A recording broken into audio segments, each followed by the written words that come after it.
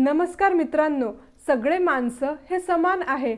सगळ्यांच्या आत्मामध्ये भगवंताचा अंश आहे. मग काही खूप यशस्वी तर काही कमी यशस्वी. असे का? तर आपल्या कर्मामुळे व प्रारब्धामुळे हा फरक दिसून येत असतो. सगळेजण जीवनात आपापल्या पातळीवर पुढे वाढत असतात. हेच तुकाराम महाराजांनी या अभंगात सांगितले आहे. आजचा अभंग आहे, कुंभ अवघा एक आवा, पाकी एकी गु फेडावा.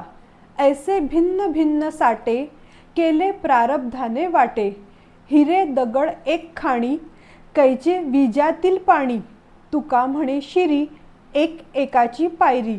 या अभंगात संत तुकाराम महाराज म्हणतात, कुंभ अवघा एक आवा, पाकी एकी गु फेडावा.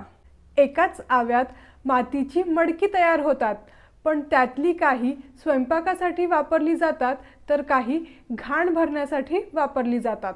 ऐसे भिन्न भिन्न साटे, केले प्रारब्धाने वाटे. या प्रकारे प्रारब्धाने सगळ्यांची वेगवेगळी कामे ठरवून दिली आहे. हिरे दगड एक खाणी, कैचे विजातील पाणी.